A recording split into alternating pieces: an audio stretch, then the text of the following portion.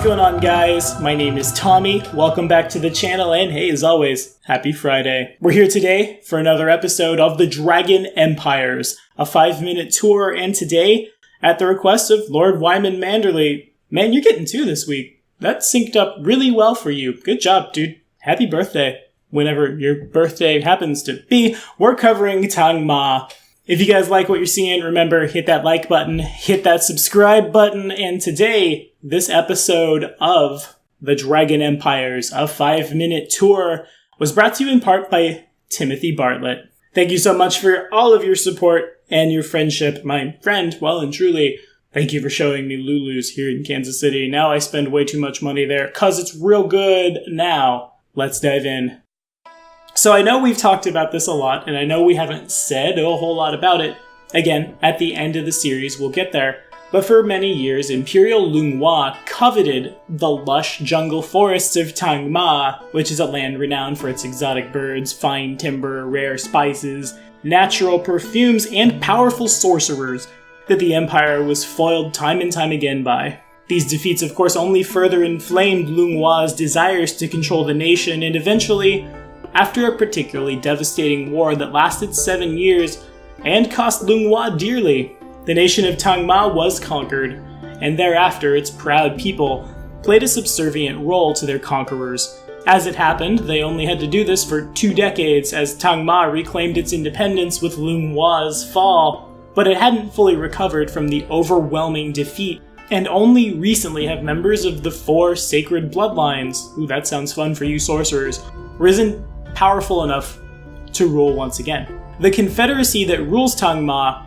is the same that ruled it for well over 1,000 years before it fell. This confederation is closely tied to 4 traditions of sorcerous power. One from storms, one from the Fae, one from music, and one from the stars themselves, with a 5th Supreme Lord sitting on the Cinnamon Throne, oh that sounds good, yummy, in the capital of Ramparsad, to whom the others owe unquestioned fealty. The Cinnamon Throne itself grants the Kamraten, the name of this most powerful Supreme Lord, unique powers that effectively combine the 4 bloodlines into a 5th complex cross-blooded line. These 5 lords of surpassing prowess assume their offices together, selected via a complex process that takes place in the catacombs beneath the palace.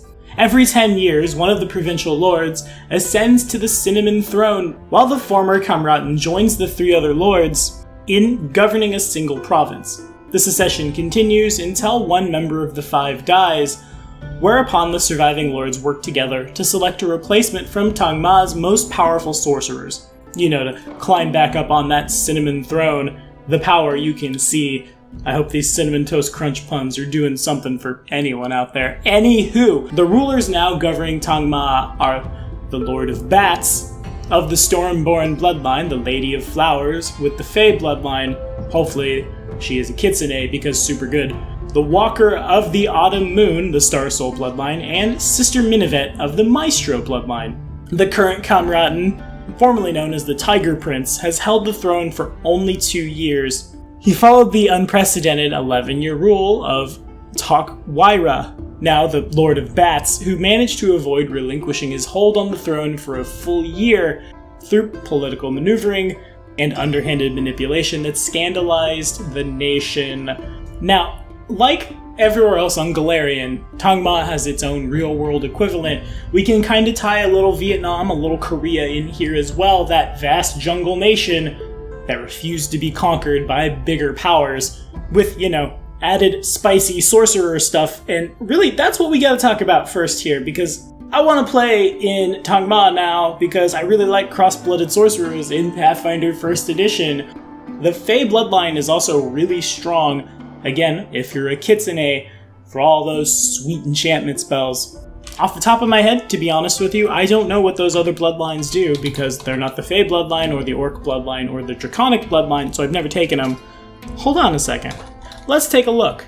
Star Soul bloodline says whenever you cast an evocation spell, targets that fail their save are dazzled for a round. The Maestro bloodline says whenever you cast a spell with a verbal component and no somatic or material component, because you're a sorcerer, you treat your caster level as if it were one higher. The Stormborn Bloodline says whenever you cast a spell with the electricity or sonic descriptor, increase the save DC by 1. Yeah, no. Let's put all 4 of these arcana on one sorcerer with no detriment whatsoever except having to hold that cinnamon throne. Cross-blooded sorcerers, again, are like my favorite thing in Pathfinder on a full caster. Usually it's Fey X if I want to build some kind of enchantery thing. Fey Infernal's pretty good because you can buff both enchantments and compulsions. Or usually my go-to, Orc Draconic. Orc giving you +1 damage per die on spells that deal damage. Draconic doing the same as long as it matches the energy type of your Draconic bloodline. So your 10d6 fireball is now 10d6 plus 20. Super good. And 4, classically speaking, is better than 2. And if I were to GM here, I think I might just make a GM PC and tell the players to go home and look at all of my bloodline arcana. No, I'm not that terrible, but definitely this is the realm of sorcery. You're a full caster or you shouldn't be in Dtang Ma. That isn't entirely true. Somebody has to block the arrows with their chests to protect the sorcerers. Nevertheless, an entire region ruled by magical bloodlines, ruled by charisma, for another way to look at it, is really, really interesting and flavorful to me. As a charisma caster myself, well, I'm not actually a caster, but you get it. I'm obviously more charisma-based than I ever have been intelligence or wisdom-based, so Dtang Ma looks really cool to me, and if I were to GM it, sorcerers. Sorcerers, sorcerers, sorcerers, sorcerers, all the sorcerers. And also, who doesn't like the flavor text of the cinnamon throne? It sounds so delicious, doesn't it? It probably smells real good, too. Don't eat too much, it'll mess up your liver.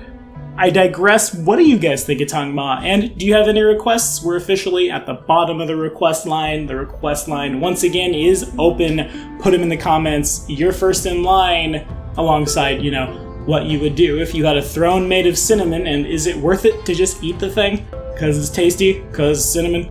Or do we want the power of 4 sorcerer bloodlines? I guess that's what the Marshal does here. Anyway, that's all we have for today.